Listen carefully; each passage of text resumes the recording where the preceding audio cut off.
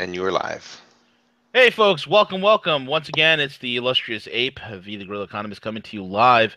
And we're here again with Harley Schlanger. He needs no introduction to all those listeners. He is the prolific thinker. He's somebody who's a prominent member of the LaRouche Pack and is out there putting out the ideas of sovereignty, of nationalism, of fair and open trade, and physical economies, and the things that the U.S. must do in order for us to survive the next 100 years as a nation upon this earth. And it's not that ridiculous gunboat diplomacy we've been running for several decades. Without further ado, Harley, welcome back on another edition of Hanging with Harley. How you doing, my Good to friend? be hanging with you, V. No, the honor's all mine, sir. You're always a treat, But looks like they're going to have another event at the Schiller Institute. Hoping to get down there maybe this weekend, so we'll see what happens.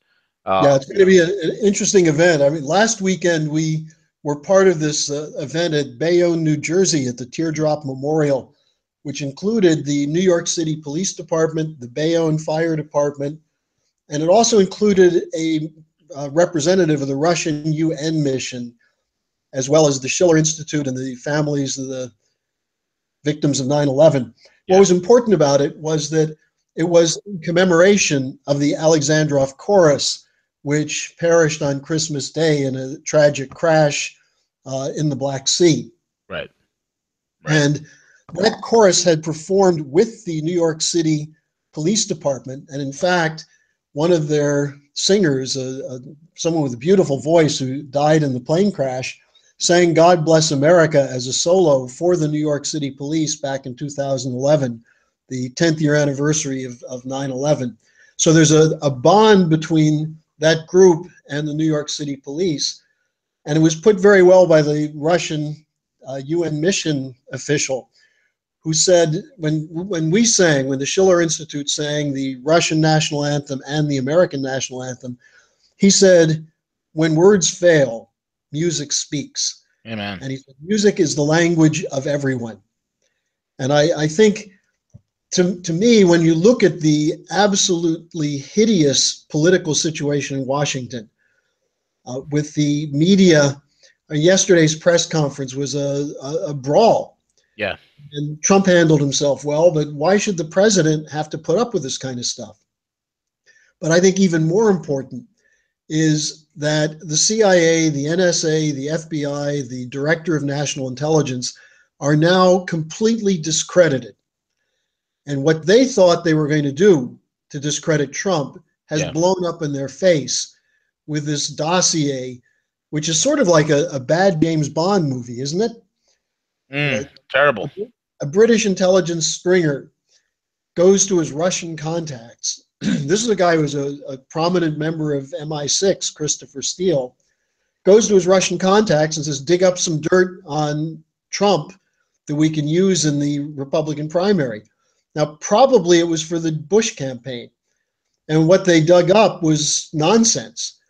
And when the Bush campaign didn't use it, largely because Jeb dropped out because he was crushed by Trump, the Clinton campaign picked it up.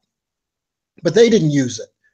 The media in general probably saw that it wasn't particularly verifiable. But then why would Clapper and Brennan and their analysts include this in their so-called proof of Russian hacking the US election? Yeah. So it goes to show you that this has nothing to do with Russian hacking. It has to do with what LaRouche is calling a color revolution in the United States, in which Soros is working directly with the deep state intelligence community to try and stop Trump from changing the rules of the game. Exactly correct. And Soros is an individual that we've seen that pushback in Hungary with Viktor Orban. Yeah. Cracking down on Soros NGOs. And the key phrase here that Orban said was, well, now that Donald Trump has been elected, we feel now is a good time to go after these NGOs. And I think that went over the heads of so many people because Trump's coming for Soros. I have no doubt about it. He can go after them with the JASTA law. He can go after them with the Patriot Act. I mean, every dead cop in America who's been killed this past year because all these riots and all this, Black Lives Matter nonsense, this, that, and the other, and every single person who's had their property defaced or destroyed, every single individual that was hurt in one of these riots, these victims every drop of blood that was shed can be laid at the foot of George Soros. He's a criminally insane megalomaniac. Soros also has the blood on his hands in Ukraine. Yes. He was one of the people behind the coup, the neo-Nazi coup that took power in Kiev. Right. His hands are all over the Middle East. His so-called human rights organizations out of London are the ones that are lamenting the defeat of Al Qaeda in Aleppo. Soros is trying to use his operation to run a coup in the Philippines. So, what you have here is a very dirty guy who got his start as a young man working with the Nazis, stripping the properties of his fellow Jews in Budapest. Right. And he bragged about it on 60 Minutes. Then he tried to destroy the evidence that 60 Minutes ever interviewed him. Soros, of course, was one of the key people responsible for building up the so-called Netroots operation, the grassroots operation for Obama, with MoveOn.org and those other groups in 2008. And they illegally flooded caucuses, including in Iowa, that made the campaign take off. So here's a guy who has a career of destabilizations hand in hand with the CIA. And here's the irony. Soros makes no bones about it that he's a leftist, a left liberal, or a neoliberal, Right. working with criminal, what you might call the right wing of the military establishment, or not the military establishment, but the security establishment, the CIA and others. And the so-called progressives in this country who are falling all over themselves to get rid of Trump are now in an alliance with the very CIA that they've been denouncing going back to the beginning of the modern left after World War II. Yeah. Which got its start by going after the CIA in the coups that were pulled in Greece and Italy, the Mossadegh overthrow in Iran, Vietnam, Operation Phoenix, you name it. When I came up in the new left, the CIA was the enemy. Right. And now these boomers, I think that they're approaching senility because they're going crazy defending the very people that they used to hate. Right. Right. And it just goes to show, man, what strange bedfellows have been created all of a sudden with all this panicking of the deep state along with the establishment. Strange bedfellows indeed. Back when the bailout was taking place, and then shortly after that, when Obamacare was being pushed, I had the opportunity to go to a couple of events in Austin, Texas, where you would see on one side of the street Tea Party people denouncing the bailout, denouncing Obamacare. And on the other side of the street, Occupy Wall Street was denouncing the bailout and Obamacare as an insurance fraud. So I'd go up to them and say, look, why don't you guys get together? Let's figure this thing out. We have a common enemy. It's Wall Street. It's the speculators. It's the people who are destroying the economy. Well, I can't work with right-wing nuts. But they agree with you. What makes them nuts? Now, the fact that Occupy Wall Street didn't get it back then meant that the Tea Party could be taken over by corporate right-wingers like Dick Armey and the Koch brothers. Right. So the Tea Party got turned into a somewhat mindless anti-government operation, when in fact it was initially against the government bailout. That effectively, we wouldn't be in the kind of economic crisis we're in right now. So when you talk about strange bedfellows, there's a lot of common interest. We saw it in the election. Bill Clinton and Obama voters voted for Trump in Wisconsin, Ohio, Michigan, Pennsylvania, and Iowa. So we have a chance to turn the country around. Yeah. And I think that what people should be taking a certain amount of pleasure in is seeing these strange bedfellows where progressives are falling all over themselves trying to explain why they were defending Snowden and now they're defending Clapper. Clapper, the man who's a psychopathic liar. It's unbelievable. But that's the thing with the far left, Harley. They have this mental dissonance. There's a cognitive dissonance. And all they have left is what is the trending axiom of the day that they can hold on to and put up as the banner, the axiom of the week, and everything else is forgotten. You know, Yeah. you see that with their support of Hillary, you see that with their support of Clapper and the deep state and the establishment. You see that with the we don't like the mainstream media. Now they're all for the mainstream media because everybody else is spreading fake news. Unbelievable. There's something seriously wrong with these people. The cognitive dissonance gets back to what we started with, which is the collapse of the culture. Yeah. What's been done to this country has made it impossible for people to develop skills of critical thinking. And you see it in terms of the embrace of axiomatics. And there's no axiomatic system that actually describes effectively the physical universe, because the physical universe is not an axiomatic system. It's what you might call a constantly self-expanding, self-creating system. And if you think about the universe in that way, and you think about physical science and natural law in that way, you begin to see that someone who takes a fixed position is in the wrong universe. And this fight goes back a long time. It goes back to Plato versus Aristotle. So the problem is that the people who are in a bubble rarely realize they're in a bubble. Yeah. And that's why bubbles work in economics. The poor person on a pension who has a tiny bit of money in stocks sees the stock market go up and they think they're a genius and everything's fine. And they're one bad trade away from being destitute. Right. So this is part of the problem of it's not actually human nature, because I think human nature is characterized by this potential nonlinear capability to make new hypotheses concerning man and nature. If you can do that, you never get trapped. You look at the world as a whole and then identify processes within it that are not algebraic, they're not mathematical. That's what's wrong, V, as you and I have talked about this before, that's what's wrong with modern economic thinking. It's based on models that have no correspondence to the real world. Correct. But if the model works, if some guy at MIT can crank it up in a computer, then whose right is it for natural law to make the profit disappear? Yeah. Exactly correct, man. Exactly correct. And that's what this whole entire thing is about. It's these ridiculous abstracts, vaporware that simply do not exist, and we're seeing it in so many facets of our economy. It's amazing, man, because these things are all what I call machines. These are mischief engines. These are instruments of fraud and graft.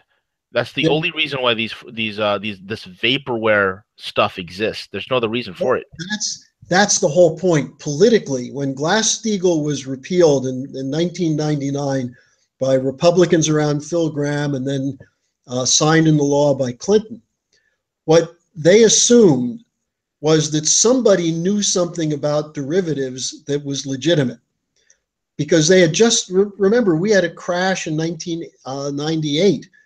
The LTCM, the Russian bonds that nearly brought down the financial system. The year earlier, the whole Asian tiger model collapsed. Correct. And Soros was the one who triggered that one. So what was clear to me back then, and to LaRouche especially, is that the people who were designing these things knew they couldn't work. They were designing them as mechanisms of looting and suppressing people. But they brought into the fold a bunch of so-called rocket scientists who wanted to test out their theories without realizing that they were going to kill people by trying these theories out.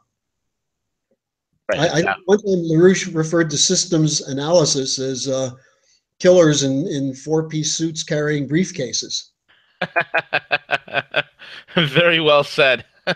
Look, we've seen this over and over, because the two bubbles that popped in 97 and 98, then with the repeal of Glass-Steagall, a new bubble was created, one which had been going on, which was the dot-com bubble, but then you went in directly into the housing bubble. And now we have a stock market bubble. The housing bubble, which was geared up again, is starting to collapse. Yes. But, when Obama came in, I think the Dow was at something like 78, 7,900. Now it's pushing up to 20,000. And Obama's running around the country saying he's created a great economic miracle, and people are agreeing because they don't understand a stock market is something that can be manipulated repeatedly. all the time. They don't realize how much it's rigged and how it has little to do with a sitting president, like especially like Obama. Especially it's been out that 94% of all the jobs that he's created is all part-time work. 94%. Part-time and low wage. Yep. Part-time and low wage. That's his recovery. Yeah. And the idea that somehow people who are living on 5 to 10% less income, less real income today than they were in 2008, feel secure and good about this president, I don't believe it. And I think that's why we saw the vote that took place last November that put Trump in the White House. Because it's not only that their theories are wrong, but their arrogance, their Yes. refusal to acknowledge that they made mistakes, their intent, or the fact that they continue to do the same thing after it failed shows there's a deeper intent to these models and to these policies, including environmentalism and the various Global 2000 and its offshoots. They intend to kill people. That's what these policies are for. And this is why we've been saying for years, we're dealing with people who have a satanic mentality. It's not just that they make mistakes with the algebra or the geometry. It's that there's an intention to transfer wealth to the 1% and to turn the 70 to 80% at the bottom rungs of the family income brackets into slaves or people who commit suicide. Yeah. And that's what's happened in this country. And that's called the Obama recovery. It's a wreck covery with a WRECK wreck covery. Well, it reminds me of the guy who's hopelessly lost driving and he's about to go over a cliff and his friend says, we seem to be lost. And he says, yeah, but we're making really good time. We're making really good time. Exactly. Yeah. Exactly correct, man. We heard today, Harley, that Marine Le Pen is in the Trump Towers right now meeting with Donald Trump. That's interesting. I think the other thing you're going to see is Fillon is going to be orienting toward Trump. I think we're going to see Theresa May try to figure out some way to get in there, although so far Trump has basically kept her at arm's length, which is a good thing. Merkel, of course, has not made a move toward the United States, but there's going to be some hard lessons learned in Europe because the Right. issue here is not racism or isolationism that you keep reading about in the media. It's that Trump has made clear he's a non-interventionist when it comes to foreign wars. And the idea, I thought it was well put when he was asked, what does it mean that Putin likes you? And he said, I think it's an asset. If Putin Right. likes Donald Trump, that's an asset, not a liability, because it means you can talk. It means you can work together. So I think we're going to see some things shifting. I'm still nervous about some of these Goldman Sachs guys Yeah. in the